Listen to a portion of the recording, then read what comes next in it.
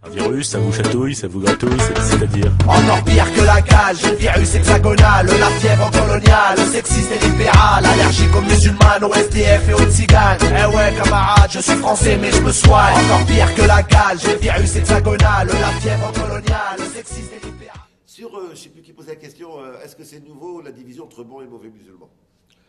Dans toute l'histoire des traitements de l'immigration dans ce pays, là je parle d'immigration post-coloniale, donc je parle de ceux qui sont arrivés des anciennes colonies, il y a toujours eu cette opération de scission. Simplement, les deux parties de la scission ne sont pas les mêmes. On a eu une scission, les parents et les enfants. En disant les parents, ils étaient sages. Hein. Le problème, c'est les enfants. Hein. Rappelez-vous, hein, il y a encore une quinzaine d'années, on disait vraiment les parents, ils s'intégraient, ils étaient discrets, mais maintenant les enfants, ils mettent le foulard, ils commencent. Donc on a eu les parents et les enfants. On l'a encore, hein, mais on a eu les immigrés réguliers et les sans-papiers. Georgina Dufoy à 84, en disant pour que je puisse bien m'occuper de ceux qui ont une carte de séjour, il faut qu'on ferme les frontières et qu'on expulse les autres. On opposait deux parties de l'immigration. On a eu les garçons et les filles. Les gentils beurrettes contre les méchants beurres. Ça, c'était... faut se rappeler, on a eu ça. Hein. Les garçons, on ne peut rien en faire, etc. Et après, on a eu la diabolisation des filles quand elles sont mis à porter le foulard. Alors là, c'était la version des choses.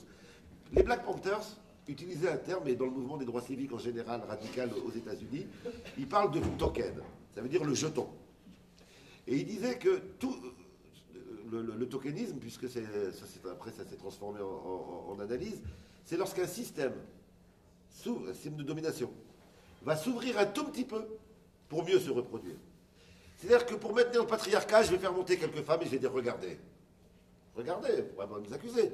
Pour maintenir le système de l'oppression liée à l'origine, ben oui, je vais laisser monter quelques arabes, je vais les mettre à un poste, et puis je vais en avoir un sur une liste, et un au poste, je vais en prendre un au ministère. Et je vais dire, regardez, vous ne pouvez pas nous traiter de racistes, on en a un au ministère. Cette ouverture à la marge, c'est quoi? C'est demander effectivement à des... Et là, on est en train de vivre ça, là vous avez raison, c'est que là, depuis quelques semaines, ça bascule sur les musulmans. Donc voilà, on est en train de nous construire cette bonne minorité de bons musulmans. Mais le prix de cela, c'est quoi? Pour être chez les bons, c'est de taper sur les autres. C'est-à-dire que c'est une instrumentalisation. Tous ceux dont j'ai cité, on a essayé d'avoir des immigrés ayant une carte de séjour pour les instrumentaliser, pour qu'ils disent « Nous aussi, nous voulons que les sans-papiers soient expulsés parce que ça y est, il n'y a plus de place pour tout le monde. » On a essayé d'utiliser les jeunes filles pour qu'elles tapent sur leurs frères et pour qu'on justifie la répression sur leurs frères. Et aujourd'hui, on essaye de faire émerger une minorité de musulmans qu'on va dire bon pour leur demander d'être ceux qui vont tenir le discours sur c'est légitime de réprimer l'islam, il y a quand même une certaine islamophobie, si c'est ça l'islam qui est légitime, qui est crédible. Et donc cette opposition, c'est à la fois pas nouveau, ce qu'il y a de nouveau, c'est effectivement le fait que ça s'applique maintenant à l'islam. Mais en réalité, ça suit le mouvement d'évolution des formes du racisme. Il n'y a encore pas si longtemps, c'était pas autour de l'islam que se construit le racisme, c'était l'arabophobie, c'était... voilà. Et là, ce qu'il y a de nouveau, c'est le basculement du racisme classique qui était un racisme lié aux étrangers à un racisme qui est maintenant internalisé. Ça s'adresse à des Français. C'est-à-dire qu'aujourd'hui, c'est la thèse de l'ennemi de l'intérieur. C'est pas on va réprimer les étrangers, c'est aujourd'hui on a des Français qui sont incompatibles avec la République, incompatibles avec la laïcité, incompatibles... C'est-à-dire qu'on a intériorisé ça. Et en plus, avec effectivement, compte tenu de ce qui se passe dans les quartiers populaires, bah oui, un certain nombre de gens qui ne viennent pas de familles issues de l'immigration, des enfants qui se convertissent, on a vraiment cette idée, en plus une traîtrise, il y a une traîtrise à l'intérieur.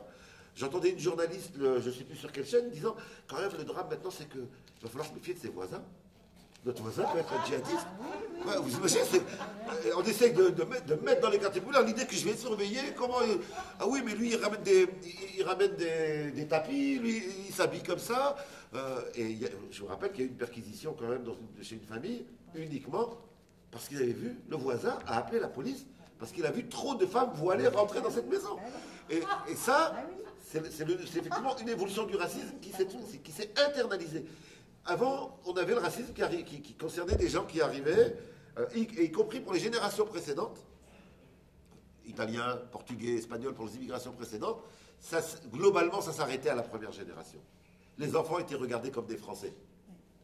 Ce qu'il y a de nouveau avec l'immigration qui vient des colonies, c'est que vous avez beau être français depuis 4 générations, hein, petits enfants, on vous construit, on vous regarde encore comme étranger à partir du marqueur religieux, du marqueur du prénom ou du marqueur de l'habillement. Et donc c'est une reproduction à l'interne. Et ça, c'est une base économique. Hein.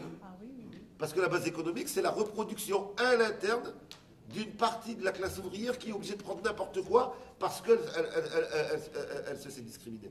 Et donc oui, là on est au cœur d'un mécanisme qui est particulier. Un virus, ça vous chatouille, ça vous gratouille, c'est-à-dire? Encore pire que la cage, le virus hexagonal, la fièvre coloniale, sexiste et libéral, allergique aux musulmanes, aux SDF et aux tziganes. Eh ouais camarade, je suis français mais je me soigne. Encore pire que la cage, le virus hexagonal, la fièvre coloniale, sexiste et libéral, allergique aux musulmanes, aux SDF.